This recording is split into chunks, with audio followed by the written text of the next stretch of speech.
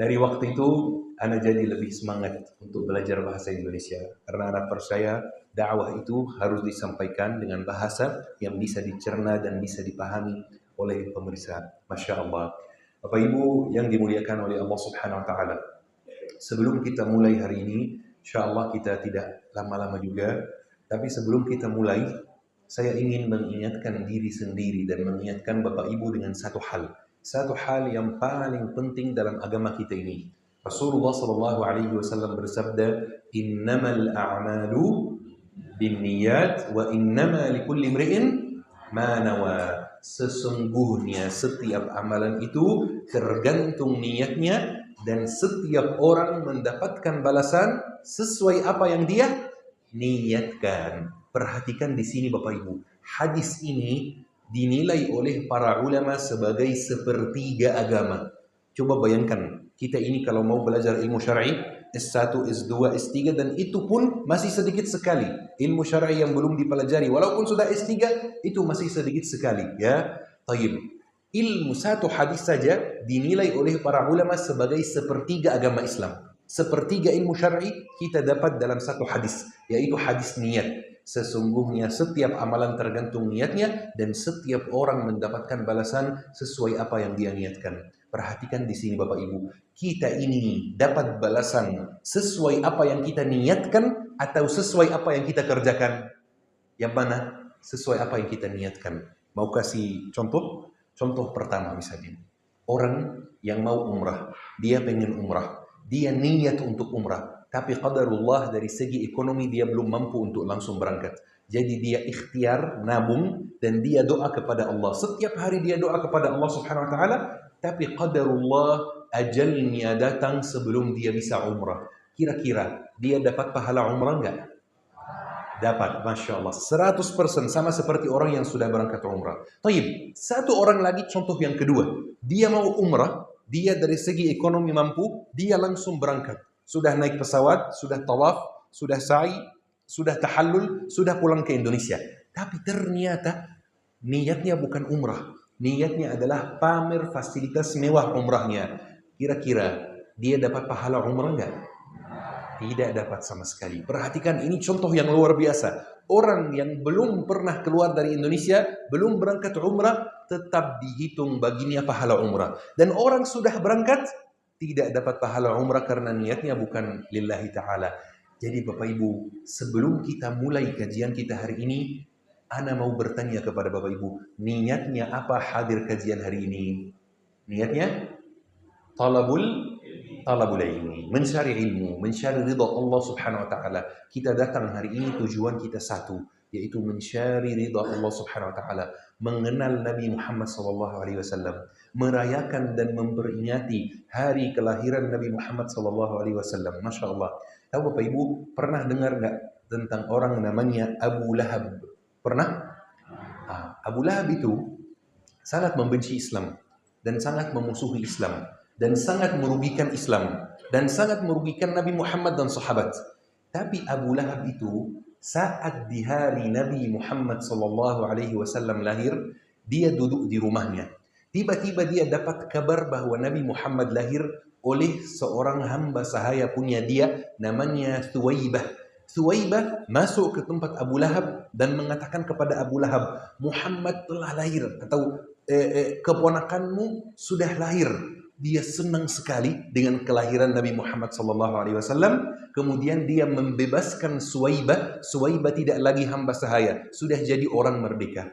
Beberapa, mungkin 50 tahun kemudian, Ibnu Abbas mimpi Abu Lahab.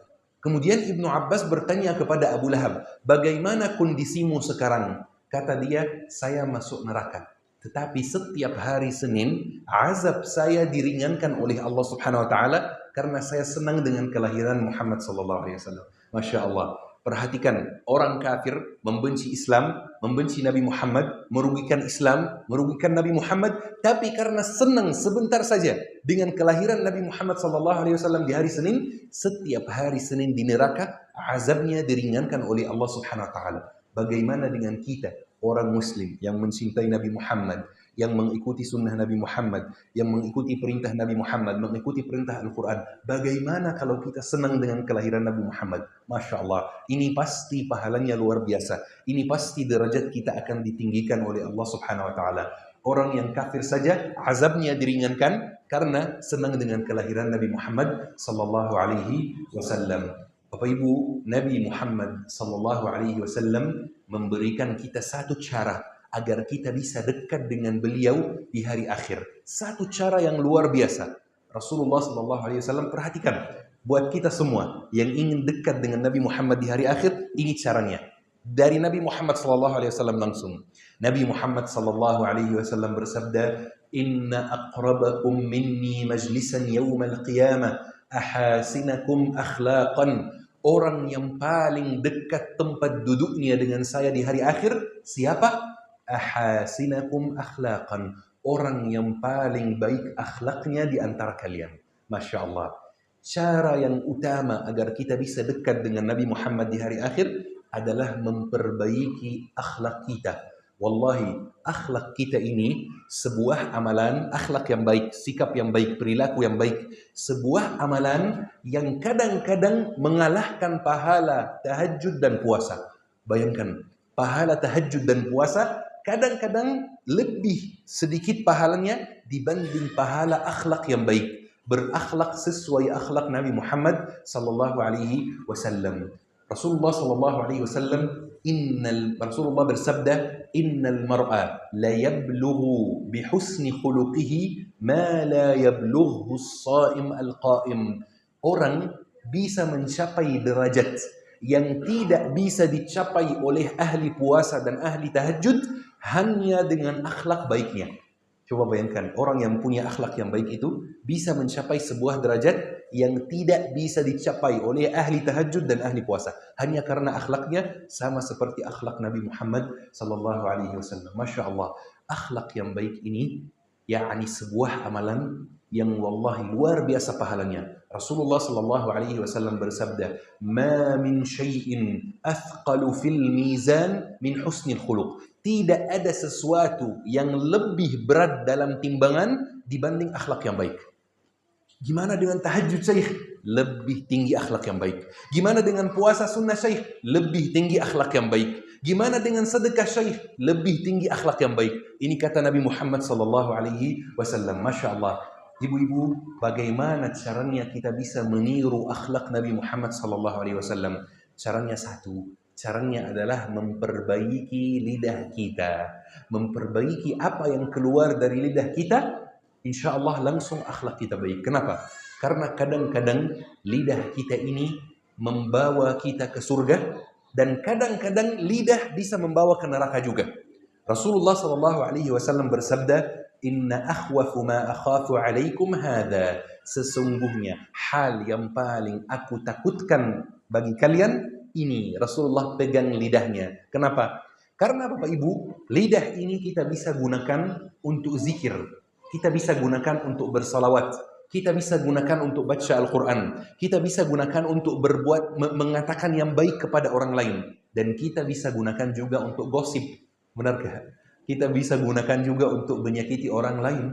Kita juga bisa gunakan untuk membahas hal-hal yang bukan urusan kita, ya, hal-hal yang bukan urusan kita, urusan orang lain, masalah orang lain, rumah tangga orang lain.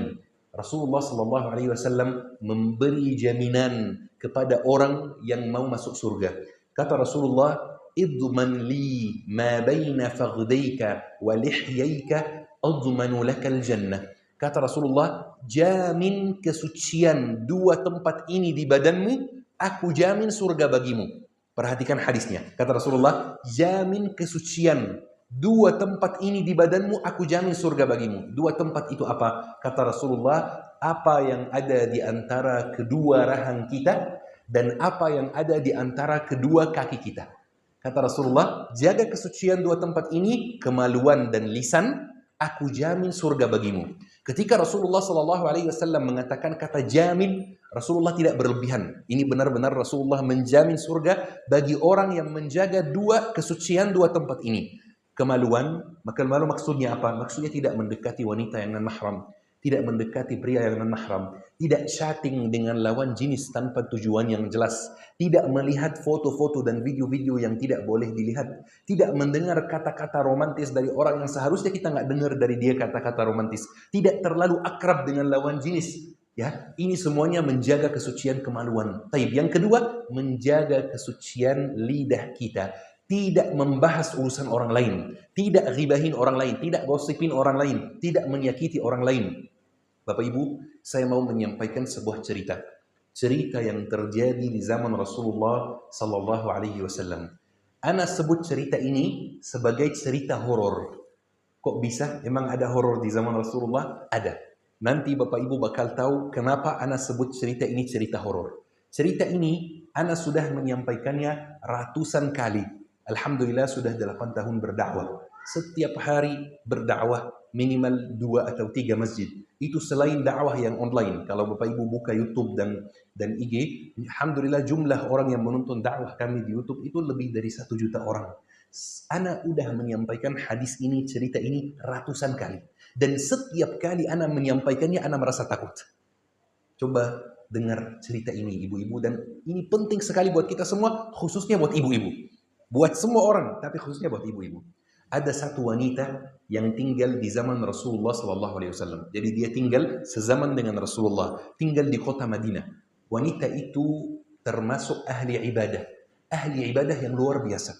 Tidak pernah meninggalkan Al-Quran, tidak pernah meninggalkan kajian di masjid, tidak pernah meninggalkan tahajud, tidak pernah meninggalkan zikir, tidak pernah meninggalkan salawat. Ahli ibadah yang luar biasa. Sahabat Rasulullah saja yang mereka juga ahli ibadah, mereka ketika memandang wanita tersebut, mereka merasa wanita tersebut ibadahnya sudah jauh di atas mereka. Coba bayangkan sehebat apa ibadah wanita tersebut. Wanita tersebut suatu saat meninggal dunia. Maka sahabat mensolatkan wanita tersebut, salat jenazah. Setelah salat jenazah selesai, 3 sahabat berkumpul di depan Masjid Nabawi. Kemudian mereka ngobrol. Salah satu dari sahabat tersebut mengatakan, wanita yang barusan meninggal dunia tadi ini pasti ahli surga, kata dia. Kebetulan Rasulullah SAW lewat di depan mereka pas sahabat itu mengatakan bahwa wanita ini ahli surga. Dan Rasulullah meluruskan apa yang sahabat itu katakan. Rasulullah mengatakan, la hiya finnar. Tidak, wanita ini masuk neraka. Para sahabat kaget. Anda lihat berapa dari ibu-ibu kaget juga. Kan kata Syekh dia ahli ibadah, kok bisa masuk neraka? Para sahabat kaget juga. Alasannya apa ya Rasulullah dia masuk neraka? Biar kami tidak mengulangi kesalahan yang sama. Kemudian sahabat juga kaget. Kenapa? Karena ibadah wanita tersebut sudah luar biasa. Ya. Bagaimana dengan orang yang ibadahnya di bawah wanita tersebut? Kalau dia masuk neraka. Maka Rasulullah kasih penjelasan kepada para sahabat. Kenapa wanita itu masuk neraka? Dengar penjelasannya, dan ini bagian horornya. Ini bagian yang horor di ceritanya. Kata Rasulullah SAW, kana laha jarah tu'dhiha bilisaniha. Dia punya tetangga yang dia sakiti pakai lidahnya. Ya, anak udah ratusan kali sampaikan cerita ini. Setiap kali anak menyampaikannya, anak merasa takut. Dia punya tetangga yang dia sakiti pakai lidahnya. Tidak harus tetangga, punya saudara yang dia sakiti pakai lidahnya. Punya tetangga yang dia gosipin. Punya tetangga yang dia membicarakan aib suaminya. Punya saudara yang dia membicarakan aib anaknya. Punya ipar yang dia membicarakan aibnya. Punya mertua yang dia membicarakan masalahnya. Punya suami yang dia gosipin. Punya istri yang dia gosipin. Ini alasannya wanita tersebut masuk neraka. Bayangkan ibu-ibu, ahli ibadah masuk neraka karena alasan ini. Tapi ana lihat beberapa dari muka bapak ibu, mungkin belum paham juga. Kok bisa masuk neraka? Kan dia itu ahli ibadah, jadi pahalanya banyak. Dosanya ada, tapi kan pahalanya banyak juga, Syekh. Biar ana jelasin jenis dosa dalam Islam. Dalam Islam ada 2 jenis dosa. Dosa yang kita lakukan itu, kita semua berdosa. Kata Rasulullah SAW, kullu ibni Adam khata'. Setiap anak Adam pasti melakukan dosa. Dosa-dosa yang kita lakukan itu tidak sama. Ada 2 jenis. Perhatikan Bapak Ibu. 2 jenis dosa. Jenis yang pertama, dosa terhadap Allah Subhanahu wa Ta'ala. Ini jenis dosa yang pertama. Jenis dosa yang kedua, dosa terhadap hamba Allah. Baik, anak kasih contoh. Kalau orang telat salat, ini dosa terhadap Allah atau dosa terhadap hamba Allah? Dosa terhadap Allah. Kenapa? Karena menyangkut hubungan kita dengan Allah. Tidak ada pihak ketiga. Tidak ada orang yang kita rugikan. Tidak ada orang yang kita zalimi. Maka ini jenis pertama. Dosa terhadap Allah subhanahu wa ta'ala. Taib. Orang jarang buka Al-Quran kecuali di bulan Ramadan. Ini dosa terhadap Allah atau terhadap hamba Allah? Terhadap Allah. Kenapa? Tidak ada pihak ketiga. Tidak ada orangnya. Hanya hubungan antara kita dan Allah subhanahu wa ta'ala. Taib. Orang gosipin tetangganya, pihak ketiga. Ini dosa terhadap Allah atau terhadap hamba Allah? Terhadap hamba Allah. Kenapa? Ada pihak ketiga, orang lain yang dirugikan. Maka ini disebut dosa terhadap hamba Allah. Taib. Kita makan harta orang lain. Ini dosa terhadap Allah atau terhadap hamba Allah? Hamba Allah. Kenapa? Ada pihak ketiga yang dirugikan. Taib. Syekh, bedanya apa? Kan ujung-ujungnya tinggal taubat selesai, tinggal taubat diampuni? Enggak, beda. Jenis yang pertama yaitu dosa terhadap hamba Allah. Kalau mau menggugurkan dosa ini sangat mudah. Caranya gimana? Bangun di sepertiga malam terakhir, wudu, salat 2 rakaat, angkat tangan, istighfar, doa kepada Allah, selesai diampuni. Diampuni langsung sebesar apapun dosanya. Ini untuk jenis yang pertama. Tapi jenis yang kedua, tidak bisa diampuni kecuali orang yang kita gosipin, orang yang kita zalimi, orang yang kita bicarakan kekurangannya, memaafkan kita. Jadi harus ada satu langkah tambahan selain taubat, yaitu orang yang kita gosipin, orang yang kita zalimi, orang yang kita gibahin, harus memaafkan kita dulu, baru Allah mengampuni dosa kita. Ini masalahnya. Berarti kita harus minta maaf. Taib. Kalau kita tidak minta maaf, sampai kita meninggal dunia, atau sampai orang yang kita gosipin meninggal dunia, apa yang akan terjadi? Yang akan terjadi sesuatu yang tidak baik. Apa itu? Nanti di hari akhir, ketika kita dihisab, ketika kita disidang, ketika kita dihitung amalan baik kita dan amalan buruk kita, orang yang kita gibahin ini, orang yang kita gosipin ini akan didatangkan. Dan dia akan minta haknya dari Allah subhanahu wa ta'ala. Dan Allah akan kasih hukuman. Apa hukumannya? Pahala kita diambil dan dikirim kepada dia. Taib. Makanya kalau sesuai penjelasan ini, masuk akal. Kenapa wanita tersebut masuk neraka? Kenapa? Karena dia memang ahli ibadah. Pahalanya banyak sekali.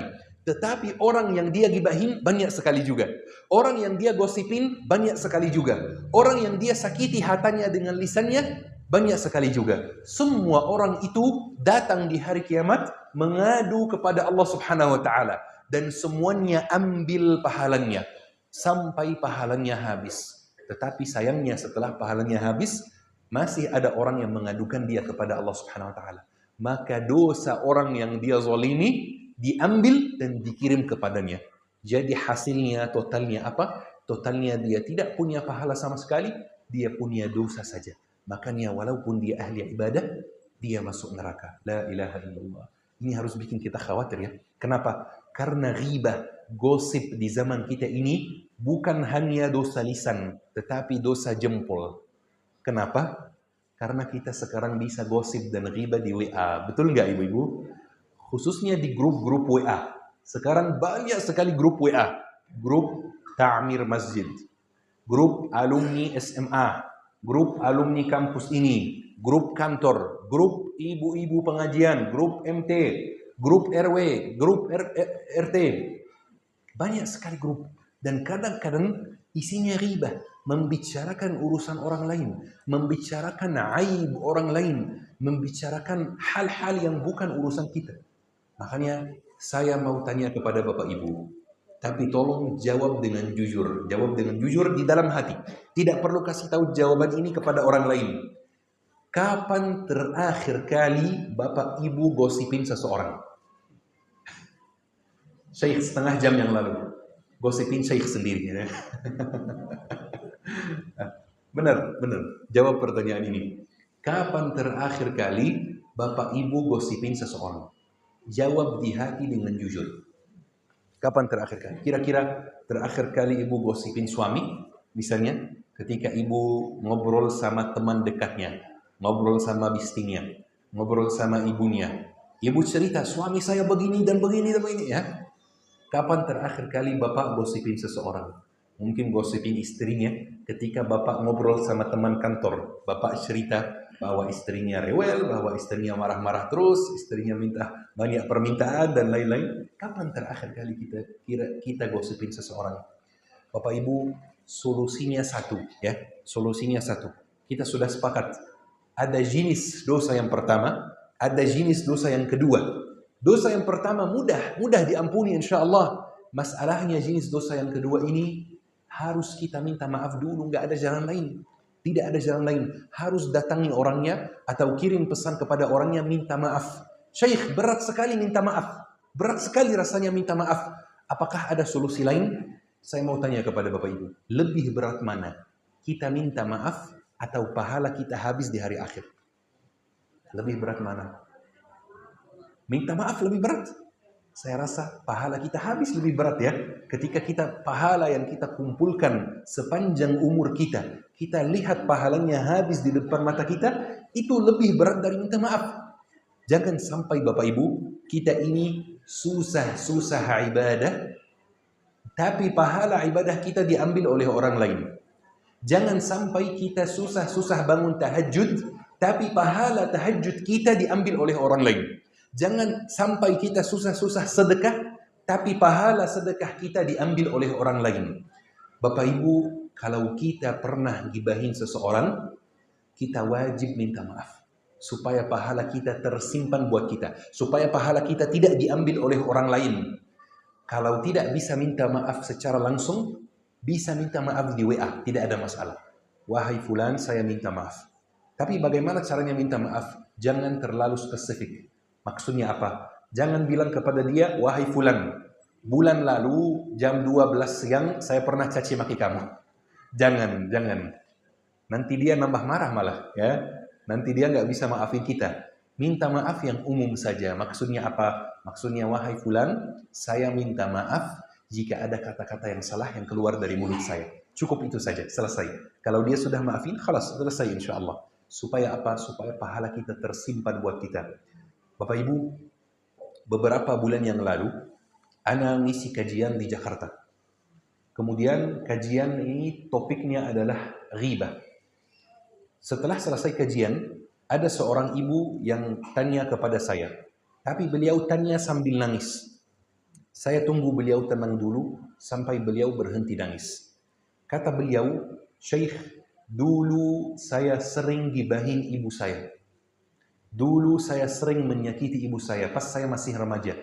Dulu saya sering gosipin ibu saya dengan teman-teman saya. Ketika saya berkumpul dengan teman-teman saya cerita kepada mereka aib dan kekurangan ibu saya. Saya sering bikin ibu saya menangis. Saya sering bikin ibu saya sedih. Syekh, saya mau ikuti sarannya, yaitu minta maaf kepada ibu saya. Tapi Syekh, ibu saya sudah meninggal dunia. Apa yang saya harus lakukan? Saya mau tanya kepada Bapak Ibu. Ibu tersebut nangis karena sedih atau karena menyesal? Menyesal, betul sekali. Kenapa? Nangis sedih itu bakal hilang Bapak Ibu. Sedih itu bakal hilang suatu hari. Sehari, 2 hari, sebulan, 2 bulan, setahun, 2 tahun, yang pasti rasa sedih bakal hilang. Tapi rasa menyesal belum tentu hilang. Bisa jadi kita tunda-tunda minta maaf. Kita tahu kita pernah gosipin seseorang, kita tunda-tunda minta maaf sampai kita meninggal dunia atau sampai orangnya meninggal dunia. Taib. Syekh, kalau saya sudah terlanjur gibahin seseorang dan dia sudah meninggal dunia atau saya tidak tahu dia di mana sekarang. Misalnya ibu-ibu pernah bully teman di sekolah SD dulu, misalnya. Atau bapak-bapak pernah bully temannya di sekolah SMP dulu. Bapak ibu tidak tahu temannya itu di mana sekarang. Atau misalnya Bapak Ibu pernah menyakiti orang tua yang sudah meninggal dunia. Atau pernah menyakiti tetangga. Pernah gosipin tetangga yang sudah meninggal dunia. Ini solusinya apa? Masih ada solusi, Alhamdulillah. Alhamdulillah Allah memberikan kita jalan keluar. Tetapi ini khusus orang yang sudah meninggal dunia. Ya, kalau orangnya masih hidup, solusinya satu. Minta maaf kepada dia. Kalau orangnya sudah meninggal dunia atau tidak bisa dicapai lagi, masih ada satu solusi. Tapi ini khusus yang meninggal dunia. Solusinya apa? 2 langkah yang kita perlu ambil. Ya, kita ingin minta maaf kepada orang yang sudah meninggal dunia. 2 langkah yang perlu kita ambil. Apa dua langkah ini? Yang pertama adalah mendoakan dia. Kita doa apa? Doa pakai bahasa kita sendiri. Doa yang baik-baik buat dia. Maksudnya apa? Semoga orang tersebut misalnya dapat tempat terbaik di sisi Allah, diberi minuman oleh Nabi Muhammad SAW, masuk surga Al-Firdaus, menjadi tetangga Nabi Muhammad SAW di surga. Ini doa yang baik. Baik, ini langkah yang pertama. Langkah yang kedua apa? Sedekah jariah atas nama dia. Syekh, apa itu sedekah jariah? Emang bedanya apa dengan infak biasa? Di sini penting sekali kita perhatikan bedanya Bapak Ibu. Ada sedekah biasa, ada sedekah jariah. Sedekah biasa itu ibarat kita keluar dari masjid, kita ketemu orang yang kurang mampu. Kita kasih 50.000. Selama dia pakai 50.000 tersebut, maka pahala kita mengalir. Kalau 50.000 tersebut sudah habis, pahala kita habis juga. Beda sama sedekah jariah. Ya, ini sedekah biasa. Sedekah jariah lebih menarik lagi. Kita keluar dari masjid, pulang ke rumah, rumah kita agak jauh. Kita lihat masjid yang sedang dibangun. Kita bantu sedekah. Kita transfer sedekah untuk pembangunan masjid. Selama masjid ini dipakai sampai hari kiamat, pahala kita mengalir. Masya Allah. Ini bedanya sedekah jariah ya dengan sedekah biasa. Kita lihat ada pembangunan rumah tahfiz misalnya. Kita pembangunan pondok pesantren misalnya. Kita ada penyaluran Al-Quran, penyaluran mushaf. Kita sedekah atas nama orang yang kita sakiti, maka pahalanya mengalir sampai hari kiamat. Ini adalah caranya. Minta maaf kepada orang yang sudah meninggal dunia. Mungkin orang yang kita pernah gosipin itu adalah bapak kita yang sudah meninggal dunia, ibu kita yang sudah meninggal dunia, kakak kita yang sudah meninggal dunia, adik kita yang sudah meninggal dunia, saudara kita yang sudah meninggal dunia. Kita nggak boleh diam. Kita harus minta maaf kepada dia sebelum ajal kita datang, Bapak Ibu. Bapak Ibu, Rasulullah SAW pernah diminta untuk memberi definisi Muslim yang benar itu seperti apa. Muslim itu seperti apa? Kira-kira apa definisi yang Rasulullah berikan? Definisinya bukan Muslim yang paling banyak puasa sunnahnya, bukan Muslim yang paling banyak tahajudnya. Kata Rasulullah SAW, al-muslimu man salama al-muslimuna min lisanihi wa yadihi. Seorang Muslim itu adalah orang yang orang sekitarnya selamat dari lisannya dan tangannya. Maksudnya apa? Muslim adalah orang yang tidak menyakiti orang lain dengan lisannya dan tidak menyakiti orang lain dengan tangannya. Ini adalah Muslim yang benar. Masya Allah.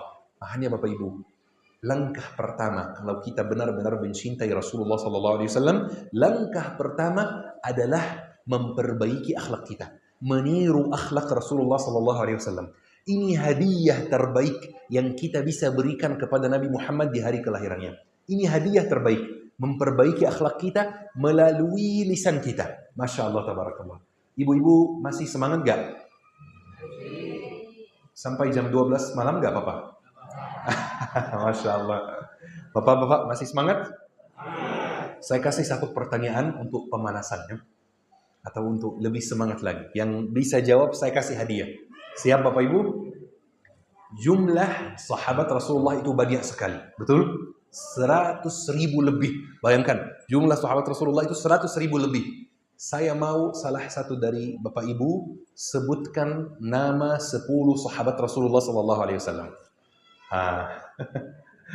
Ada yang bisa nggak kira-kira? 10 saja. Saya nggak bilang 50, nggak bilang 100. 10 saja. 10 nama sahabat Rasulullah SAW. Dengan satu syarat. Jangan tanya Ustaz Google. Karena saya lihat ibu-ibu mulai ada yang pegang HP-nya, cari 10 nama sahabat Rasulullah di Google. Bisa? Tafadhal, Masya Allah. Tafadhal. 6. Abu Bakar As-Siddiq, Umar bin Khattab, Utsman, Ali bin Abi Talib,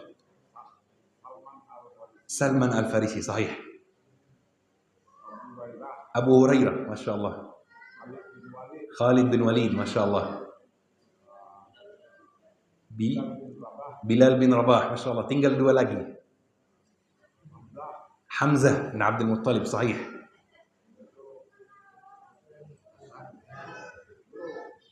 Ayo, bismillah, satu lagi. Abdurrahman bin Auf. Masya Allah, tabarakallah, syukran kasiran. Ana izin kasih hadiahnya, ini hadiah sederhana ya. Masya Allah, tabarakallah, tafadhal.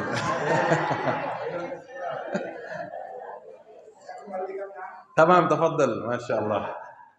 Dari umat untuk umat, Masya Allah. Semoga berkah insya Allah, Bapak. Masya Allah, amin ya Rabbal Alamin.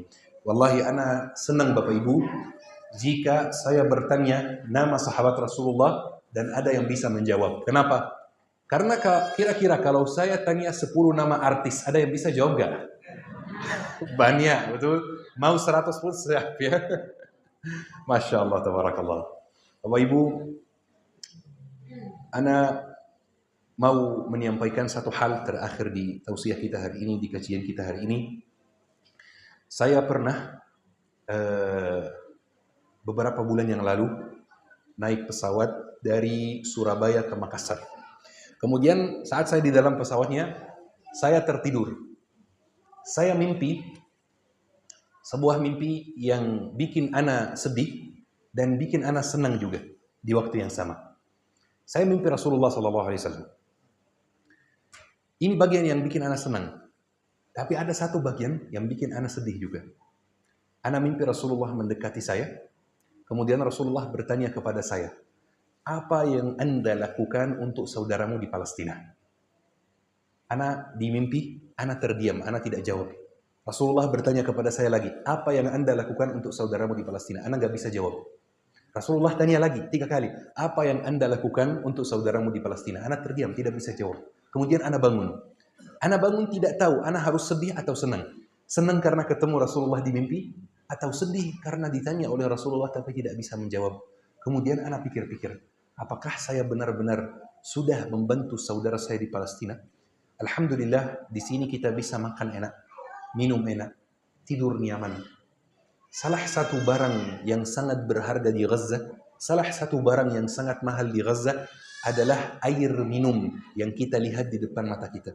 Bayangkan, air minum termasuk barang berharga di Gaza, barang mahal di Gaza, barang yang tidak semua orang punya, barang yang hanya dimiliki oleh orang yang punya uang.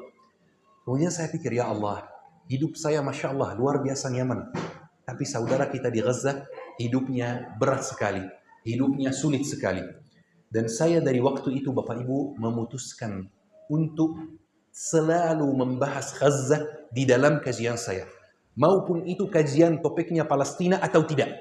Kalau topiknya bukan Palestina, topiknya fikih, topiknya akidah, saya tetap bahas Gaza. Saya sudah niat dari waktu itu. Setiap kajian, ana menyuarakan Gaza. Setiap kajian, ana mengingatkan jamaah tentang Gaza. Karena Bapak Ibu, Gaza itu belum selesai perang.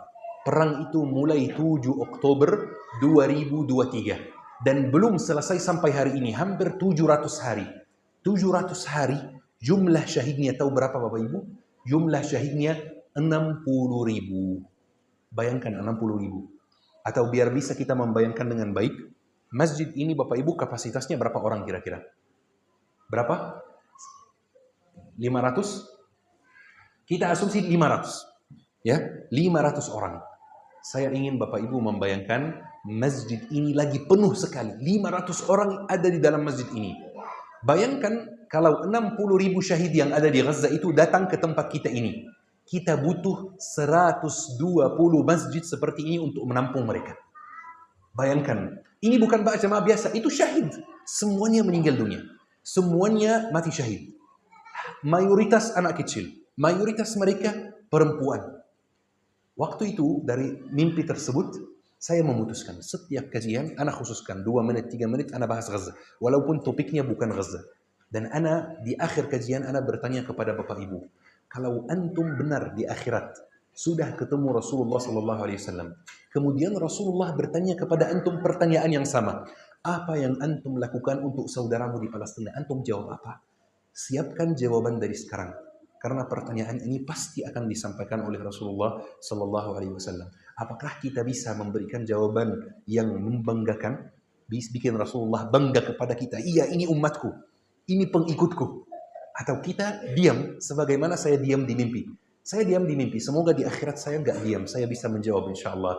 Amin ya rabbal alamin. Semoga kita semua senantiasa mengikuti jejak Nabi Muhammad SAW. Semoga kita dipertemukan dengan Nabi Muhammad di surga. Semoga kita menjadi tetangganya Nabi Muhammad di surga insyaAllah. Amin ya Rabbal Alamin. Dan perhatikan Bapak Ibu, ingatkan apa yang kita bahas hari ini. Hadiah terbaik yang kita bisa berikan kepada Nabi Muhammad SAW adalah mengikuti akhlaknya, mengikuti apa yang Rasulullah ucapkan. Lisannya seperti apa, akhlaknya seperti apa, kepribadiannya seperti apa. Ini hadiah terbaik yang kita bisa kasih kepada Nabi Muhammad di hari maulidnya. Masya Allah, Bapak Ibu yang dimuliakan oleh Allah Subhanahu Wa Taala. Saya wallahi senang sekali hari ini bisa bertemu dengan calon penghuni surga. Amin ya Rabbal Alamin. Saya berdoa kepada Allah Subhanahu Wa Taala. Sebagaimana kita dipertemukan di bumi Allah, saya berharap insya Allah kita dipertemukan di surganya Allah Subhanahu Wa Taala. Amin, amin ya Rabbal Alamin. Insya Allah setelah ini Bapak Ibu, Ustaz akan melanjutkan. Ustaz akan menyampaikan beberapa hal, akan menayangkan beberapa video. Semoga bermanfaat insya Allah. Saya mohon maaf jika ada kekurangan, jika ada kesalahan. Mohon dimaafkan, mohon dimaklumi. Wassalamualaikum warahmatullahi wabarakatuh.